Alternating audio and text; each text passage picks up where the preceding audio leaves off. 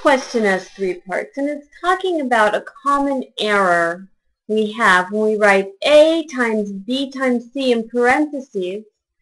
A lot of times, by mistake, students will write A times B in parentheses times A times C in parentheses. So the first thing we want to do is evaluate both the left and the right-hand side of that equation for A equals 2, B equals 3, and C equals 4. Okay? So we are going to do that in green right here. So we'll take A, B, C, and we'll evaluate that for A equals 2. So we'll plug in 2 where we see an A. B equals 3, so where we see that B, we'll plug in a 3. And C equals 4. So we have 2 times, we're going to do the parentheses first. 3 times 4 is 12.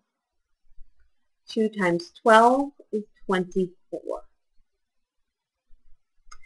Now we want to take AB and AC and do the same thing. So we'll take 2 times 3 in those first parentheses times 2 times 4 in the second parentheses. Again, we want to evaluate within the parentheses first. That's what order of operations tells us to do. 2 times 3 is 6. 2 times 4 is 8. Now we have 6 times 8, and that gives us 48. So if we look, Part B says, explain why the results show the statement is false. Well, if the statement were true, these two, 24 and 48, would be equal. And if we look, they are not equal.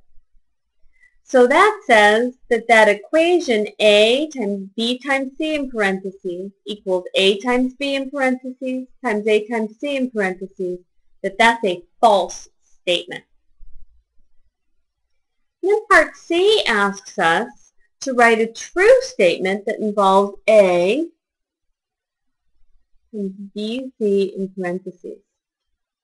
Well, one property of multiplication that we know is the associative property of multiplication, which tells us that we can take those parentheses that are around B and C and we can shift them so that they're around A and B.